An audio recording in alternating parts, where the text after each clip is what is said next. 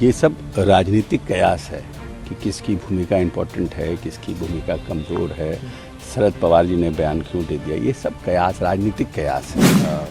Natural fabric है इस देश का, वो है विभिन्नताओं में एकता।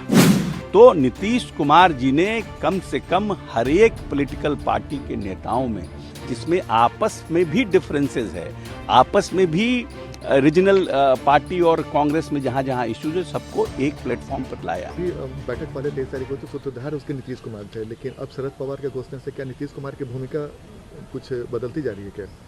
देखिए, ये सब राजनीतिक कयास है कि किसकी भूमिका इम्पोर्टेंट है, किसकी भूमिका कमज़ोर है, शरद पवार जी ने बयान क्यों दे दिया, ये सब कयास राजनीतिक कयास है।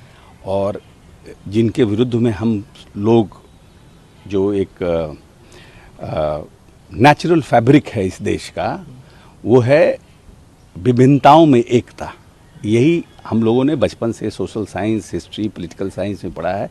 ये देश विभिन्नताओं में एकता का देश है कि हम डिफरेंट जो फैब्रिक्स के रहते हुए भी जो अपना इंटरनल इथोस है इस देश का, वो है कि हम सब लोग मिल करके रहते हैं और मिल करके। लेकिन है क्या कि हर एक लोग अपनी तरह से राजनीति कर रहे हैं। जो पार्टियां सत्ता में हैं उनका भी एक अलग पॉलिटिक्स है, जो देश की जनता समझती है, देखती है, समझ रही है।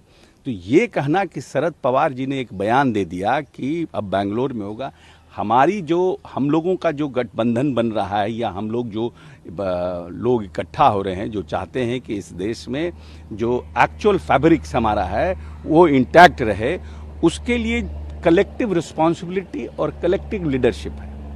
इसमें ये नहीं फ़र्क पड़ता है कि नीतीश जी इम्पोर्टेंट हैं, कि ममता दीदी इम्पोर्टेंट हैं, कि केजरीवाल जी इम्पोर्टेंट हैं, कि मल्लिकार्जुन खड़गे जी इम्पोर्टेंट हैं, कि राहुल गांधी हैं, कि स्टालिन जी हैं, या शरद पवार हैं, या अखिलेश जी हैं। यहाँ सब लोग उतना ही इम्पोर्टेंट है जितना एक इंडिविजुअल है। दूसरा, लेकिन 23 तारीख का बैठक खत्म हुआ सर, उसके बाद ममता बनर्जी का बयान, अरविंद केजरीवाल का बयान, ये संकेत क्या देता है? सब कुछ ठीक नहीं, चूंकि कांग्रेस को ही बी टीम बताया जा रहा है, बीजेपी का अरविंद केजरीवाल बोलते हैं, ममता बनर्जी बोलती है।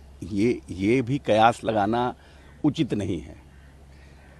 हर एक राज्य में अपनी अपनी परिस्थितियां हैं, हर एक राज्य में रीजनल पार्टीज का अपना अपना कैलकुलेशन है।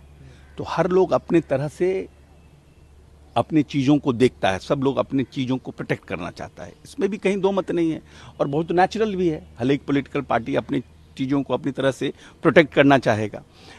लेकिन जो सबसे बड़ी बात है और सबसे महत्वपूर्ण बात है कि देश के आज की परिस्थिति में और आज के संपूर्णता में अगर देखिएगा राजनीति को, तो नीतीश कुमार जी ने कम से कम हर एक पॉलिटिकल पार्टी के नेताओं में, जिसमें आपस में भी डिफरेंसेस है, आपस में भी रीजनल पार्टी और कांग्रेस में जहाँ जहाँ इश्यूज है, सबको एक प्लेटफॉर्म पर लाया।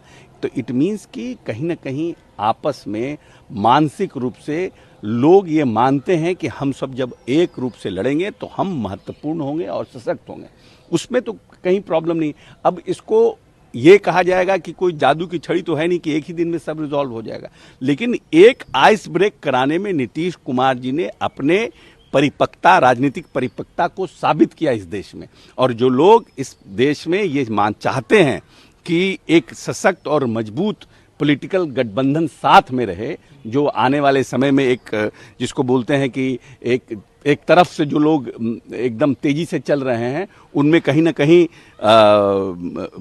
जो स्पीड को ब्रेक लगे और कहीं ना कहीं एक सशक्त मजबूत पॉलिटिकल पार्टी का उदय हो, उसमें हम समझते हैं कि नीतीश जी ने एक बड़ी भूमिका का निर्वहन किया और आगे ये सफल भी होगा। हमसे जुड़े रहने के लिए हमारे YouTube चैनल को सब्सक्राइब करें और नई वीडियो की नोटिफिकेशन के लिए बेल आइकॉन को दबाएं। अगर आप ये वीडियो Facebook पर देख रहे हैं तो लाइक जरूर करें और ज्यादा से ज्यादा शेयर करें। धन्यवाद।